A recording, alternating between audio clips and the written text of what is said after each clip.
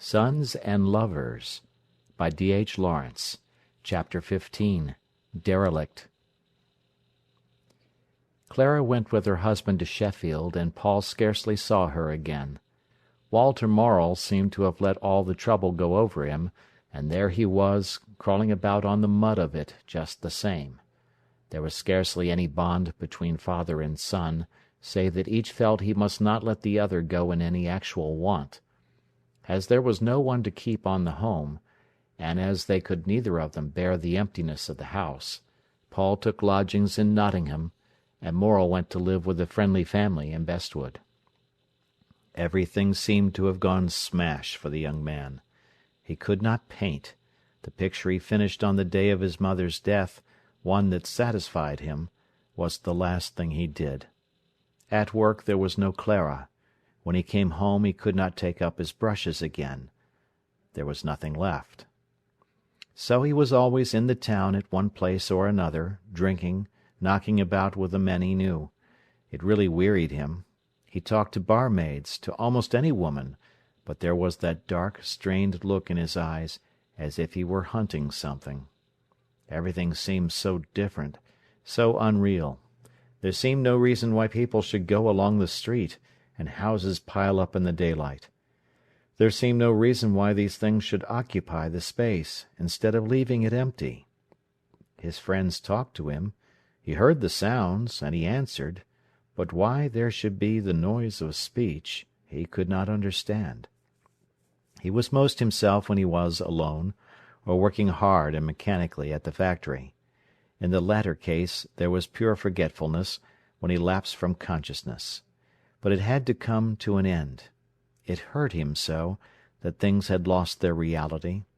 The first snowdrops came. He saw the tiny drop-pearls among the grey. They would have given him the liveliest emotion at one time. Now they were there, but they did not seem to mean anything. In a few moments they would cease to occupy that place, and just the space would be where they had been. Tall, brilliant tram-cars ran along the street at night. It seemed almost a wonder they should trouble to rustle backwards and forwards. "Why trouble to go tilting down to Trent Bridges?" he asked of the big trams. It seemed they just as well might not be as be. The realest thing was the thick darkness at night. That seemed to him whole and comprehensible and restful. He could leave himself to it. Suddenly a piece of paper started near his feet and blew along down the pavement. He stood still, rigid, with clenched fists, a flame of agony going over him, and he saw again the sick-room, his mother, her eyes. Unconsciously he had been with her, in her company. The swift hop of the paper reminded him she was gone. But he had been with her. He wanted everything to stand still, so that he could be with her again. The days passed, the weeks. But everything seemed to have fused, gone into a conglomerated mass. He could not tell one day from another, one week from another, hardly one place from another. Nothing was distinct or distinguishable. Often he lost himself for an hour at a time, could not remember what he had done. One evening he came home late to his lodging. The fire was burning low, everybody was in bed. He threw on some more coal, glanced at the table, and decided he wanted no supper. Then he sat down in the armchair. It was perfectly still. He did not know anything, yet he saw the dim smoke wavering up the chimney. Presently 2 mice came out, cautiously, nibbling the falling crumbs. He watched them, as it were, from a long way off. The church clock struck 2. Far away he could hear the sharp clinking of the trucks on the railway. No, it was not they that were far away. They were there in their places, but where was he himself? The time passed. The 2 mice, careering wildly, scampered cheekily over his slippers. He had not moved a muscle. He did not want to move. He was not thinking of anything. It was easier so. There was no wrench of knowing anything. Then from time to time some other consciousness, working mechanically, flashed into sharp phrases. What am I doing?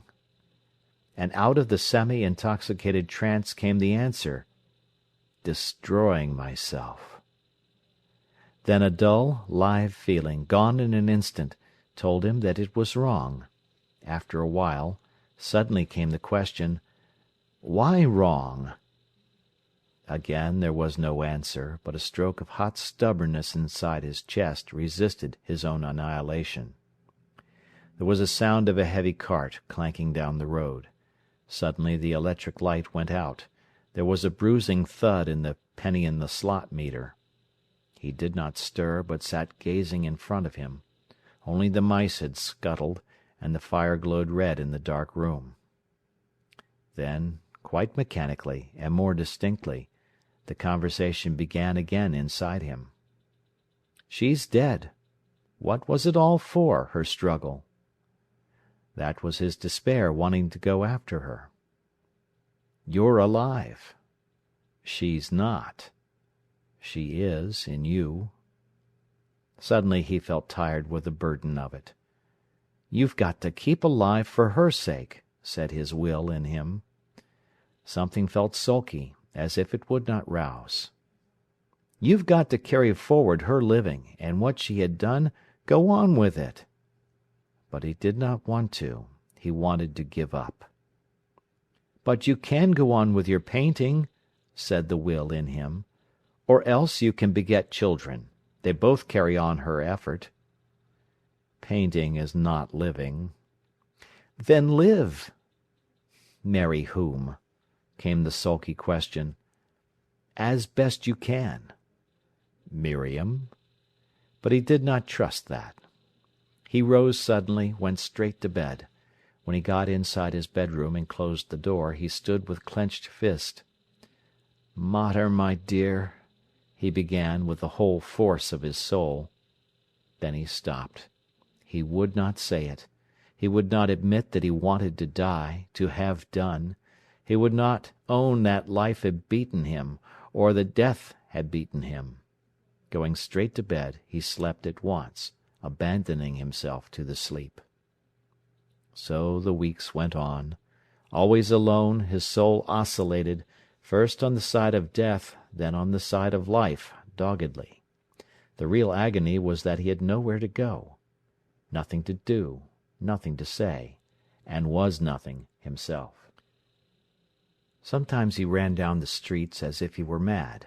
Sometimes he was mad. Things weren't there, things were there. It made him pant.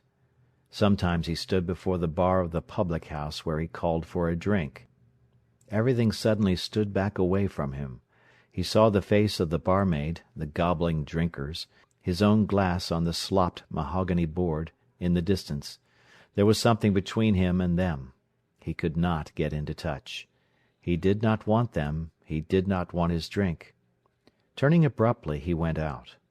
On the threshold he stood and looked at the lighted street, but he was not of it or in it. Something separated him. Everything went on there below those lamps, shut away from him. He could not get at them. He felt he couldn't touch the lamp-posts, not if he reached. Where could he go? There was nowhere to go, neither back into the inn or forward anywhere. He felt stifled. There was nowhere for him. The stress grew inside him. He felt he should smash. "I mustn't," he said, and turning blindly he went in and drank. Sometimes the drink did him good, sometimes it made him worse. He ran down the road. Forever restless, he went here, there, everywhere.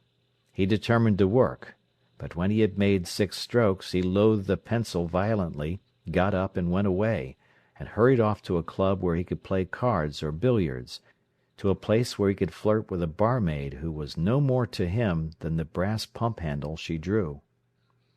He was very thin and lantern-jawed. He dared not meet his own eyes in the mirror. He never looked at himself. He wanted to get away from himself, but there was nothing to get hold of. In despair he thought of Miriam. Perhaps. Then, happening to go into the Unitarian church one Sunday evening, when they stood up to sing the second hymn, he saw her before him. The light glistened on her lower lip as she sang. She looked as if she had got something, at any rate, some hope in heaven, if not in earth. Her comfort and her life seemed in the afterworld. A warm, strong feeling for her came up. She seemed to yearn, as she sang, for the mystery and comfort. He put his hope in her. He longed for the sermon to be over, to speak to her. The throng carried her out just before him. He could nearly touch her. She did not know he was there. He saw the brown, humble nape of her neck under its black curls. He would leave himself to her. She was better and bigger than he. He would depend on her. She went wandering in her blind way through the little throngs of people outside the church. She always looked so lost and out of place among people. He went forward and put his hand on her arm. She started violently. Her great brown eyes dilated in fear, then went questioning at the sight of him. He shrank slightly from her. "I didn't know," she faltered. "Nor I," he said. He looked away. His sudden flaring hope sank again. "What are you doing in town?" he asked. "I'm staying at Cousin Anne's." "Ha! For long?" "No, only till tomorrow." "Must you go straight home?" She looked at him, then hid her face under her hat brim. "No," she said. "No, it's not necessary." He turned away, and she went with him. They threaded through the throng of church people. The organ was still sounding in St. Mary's. Dark figures came through the lighted doors. People were coming down the steps. The large coloured windows glowed up in the night. The church was like a great lantern suspended. They went down Hollowstone, and he took the car for the Bridges. "You will have supper with me," he said. "Then I'll bring you back." "Very well," she replied, low and husky. They scarcely spoke while they were on the car. The Trent ran dark and full under the bridge. Away towards Colwick all was black night. He lived down Holme Road, on the naked edge of the town, facing across the river meadows towards Sneinton Hermitage and the steep scrap of Colwick Wood. The floods were out. The silent water and the darkness spread away on their left. Almost afraid, they hurried along by the houses. Supper was laid. He swung the curtain over the window. There was a bowl of freesias and scarlet anemones on the table. She bent to them. Still touching them with her finger-tips, she looked up at him, saying, "Aren't they beautiful?" "Yes," he said. "What will you drink? Coffee?" "I should like it," she said. "Then excuse me a moment." He went out to the kitchen. Miriam took off her things and looked round. It was a bare, severe room. Her photo, Clara's, Annie's, were on the wall. She looked on the drawing-board to see what he was doing. There were only a few meaningless lines. She looked to see what books he was reading. Evidently just an ordinary novel. The letters in the rack she saw were from Annie, Arthur, and from some man or other she did not know. Everything he had touched, everything that was in the least personal to him, she examined with lingering absorption. He had been gone from her for so long. She wanted to rediscover him, his position, what he was now. But there was not much in the room to help her. It only made her feel rather sad, it was so hard and comfortless. She was curiously examining a sketch-book when he returned with the coffee. "There's nothing new in it," he said, "and nothing very interesting." He put down the tray and went to look over her shoulder. She turned the pages slowly, intent on examining everything. He said, as she paused at a sketch. "I'd forgotten that. It's not bad, is it?" "No," she said. "I don't quite understand it." He took the book from her and went through it. Again he made a curious sound of surprise and pleasure.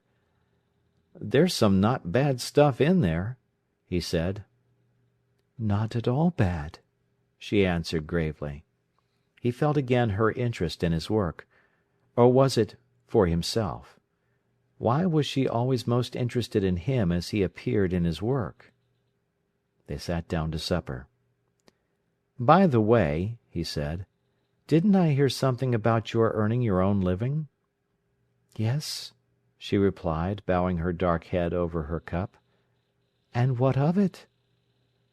"I'm merely going to the farming college at Broughton for 3 months, and I shall probably be kept on as a teacher there."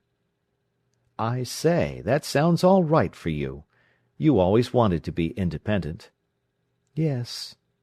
"Why didn't you tell me?" "I only knew last week." "But I heard a month ago," he said. "Yes, but nothing was settled then." "I should have thought," he said, "you'd have told me you were trying." She ate her food in the deliberate, constrained way, almost as if she recoiled a little from doing anything so publicly, that he knew so well. "I suppose you're glad," he said. "Very glad." "Yes, it will be something." He was rather disappointed. "I think it will be a great deal," she said, almost haughtily, resentfully. He laughed shortly. "Why do you think it won't?" she asked. "Oh, I don't think it won't be a great deal, only you'll find earning your own living isn't everything." "No," she said, swallowing with difficulty. "I don't suppose it is." "I suppose work can be nearly everything to a man," he said, "though it isn't to me. But a woman only works with a part of herself. The real and vital part is covered up." "But a man can give all himself to work?" she asked. "Yes, practically." "And a woman only the unimportant part of herself?" "That's it." She looked up at him, and her eyes dilated with anger. "Then," she said, "if it's true, it's a great shame." "It is, but I don't know everything," he answered. After supper they drew up to the fire. He swung her a chair facing him, and they sat down. She was wearing a dress of dark claret colour that suited her dark complexion and her large features. Still, the curls were fine and free, but her face was much older, the brown throat much thinner. She seemed old to him, older than Clara. Her bloom of youth had quickly gone. A sort of stiffness, almost of woodenness, had come upon her. She meditated a little while, then looked at him. "And how are things with you?" she asked. "About all right," he answered. She looked at him, waiting. "Nay," she said, very low. Her brown, nervous hands were clasped over her knee. They had still the lack of confidence or repose, the almost hysterical look. He winced as he saw them. Then he laughed mirthlessly. She put her fingers between her lips. His slim, black, tortured body lay quite still in the chair. She suddenly took her finger from her mouth and looked at him. "And have you broken off with Clara?" "Yes." His body lay like an abandoned thing, strewn in the chair. "You know," she said, "I think we ought to be married." He opened his eyes for the first time since many months, and attended to her with respect. "Why?" he said. "See," she said, "how you waste yourself. You might be ill, you might die, and I never know. Be no more than if I had never known you." "And if we married?" he asked. "At any rate I could prevent you wasting yourself and being a prey to other women like Clara." "A prey?" he repeated, smiling. She bowed her head in silence. He lay feeling his despair come up again. "I'm not sure," he said slowly, "that marriage would be much good." "I only think of you," she replied. "I know you do, but you love me so much, you want to put me in your pocket, and I should die there smothered." She bent her head, put her fingers between her lips, while the bitterness surged up in her heart. "And what will you do otherwise?" she asked. "I don't know. Go on, I suppose. Perhaps I shall soon go abroad." The despairing doggedness in his tone made her go on her knees on the rug before the fire, very near to him. There she crouched as if she were crushed by something, and could not raise her head. His hands lay quite inert on the arms of his chair. She was aware of them. She felt that now he lay at her mercy. If she could rise, take him, put her arms around him, and say, "You are mine," then he would leave himself to her. But dare she? She could easily sacrifice herself. But dare she assert herself? She was aware of his dark-clothed, slender body, that seemed one stroke of life, sprawled in the chair close to her. But no, she dared not put her arms round it, take it up, and say, "It is mine, this body. Leave it to me." And she wanted to. It called to all her woman's instinct. But she crouched and dared not. She was afraid he would not let her. She was afraid it was too much. It lay there, his body, abandoned.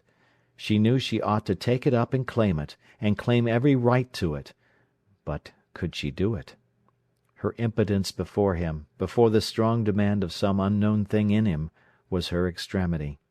Her hands fluttered. She half lifted her head. Her eyes, shuddering, appealing, gone, almost distracted, pleaded to him suddenly. His heart caught with pity. He took her hands, drew her to him, and comforted her. "Will you have me? To marry me?" he said very low. Oh, why did he not take her? Her very soul belonged to him. Why would he not take what was his? She had borne so long the cruelty of belonging to him and not being claimed by him. Now he was straining her again. It was too much for her. She drew back her head, held his face between her hands, and looked him in the eyes. No, he was hard. He wanted something else. She pleaded to him with all her love not to make it her choice. She could not cope with it, with him, she knew not with what, but it strained her till she felt she would break. "Do you want it?" she asked very gravely. "Not much," he replied, with pain. She turned her face aside. Then, raising herself with dignity, she took his head to her bosom and rocked him softly. She was not to have him then. So she could comfort him. She put her fingers through his hair. For her, the anguished sweetness of self-sacrifice. For him, the hate and misery of another failure. He could not bear it. That breast which was warm and which cradled him without taking the burden of him. So much he wanted to rest on her that the feint of rest only tortured him. He drew away. "And without marriage we can do nothing?" he asked. His mouth was lifted from his teeth with pain. She put her little finger between her lips. "No," she said, low and like the toll of a bell. "No, I think not." It was the end, then, between them. She could not take him and relieve him of the responsibility of himself. She could only sacrifice herself to him, sacrifice herself every day, gladly. And that he did not want. He wanted her to hold him and say, with joy and authority, "Stop all this restlessness and beating against death. You are mine for a mate." She had not the strength. Or was it a mate she wanted? Or did she want a Christ in him? He felt in leaving her he was defrauding her of life, but he knew that in staying, stilling the inner, desperate man, he was denying his own life, and he did not hope to give life to her by denying his own. She sat very quiet. He lit a cigarette. The smoke went up from it, wavering. He was thinking of his mother, and had forgotten Miriam. She suddenly looked at him. Her bitterness came surging up. Her sacrifice then was useless. He lay there aloof, careless about her. Suddenly she saw again his lack of religion, his restless instability. He would destroy himself like a perverse child. Well then, he would. "I think I must go," she said softly. By her tone he knew she was despising him. He rose quietly. "I'll come along with you," he answered. She stood before the mirror, pinning on her hat. How bitter, how unutterably bitter, it made her that he rejected her sacrifice. Life ahead looked dead, as if the glow were gone out. She bowed her face over the flowers, the freesias so sweet and springlike, the scarlet anemones flaunting over the table. It was like him to have those flowers. He moved about the room with a certain sureness of touch, swift and relentless and quiet. She knew she could not cope with him. He would escape like a weasel out of her hands. Yet without him her life would trail on lifeless. Brooding, she touched the flowers. "Have them," he said, and he took them out of the jar, dripping as they were, and went quickly into the kitchen. She waited for him, took the flowers, and they went out together, he talking, she feeling dead. She was going from him now. In her misery she leaned against him as they sat on the car. He was unresponsive. Where would he go? What would be the end of him? She could not bear it, the vacant feeling where he should be. He was so foolish, so wasteful, never at peace with himself. And now where would he go? And what did he care that he wasted her? He had no religion. It was all for the moment's attraction that he cared, nothing else, nothing deeper. Well, she would wait and see how it turned out with him. When he had had enough he would give in and come to her. He shook hands and left her at the door of her cousin's house. When he turned away he felt the last hold for him had gone. The town, as he sat upon the car, stretched away over the bay of railway, a level fume of lights. Beyond the town, the country, little smouldering spots for more towns, the sea, the night, on, and he had no place in it. Whatever spot he stood on, there he stood alone. From his breast, from his mouth, sprang the endless space, and it was there behind him, everywhere. The people hurrying along the streets offered no obstruction to the void in which he found himself. There were small shadows whose footsteps and voices could be heard, but in each of them the same night, the same silence. He got off the car. In the country all was dead still. Little stars shone high up. Little stars spread far away in the flood waters, a firmament below. Everywhere the vastness and terror of the immense night which is roused and stirred for a brief while by the day, but which returns, and will remain at last eternal, holding everything in its silence and its living gloom.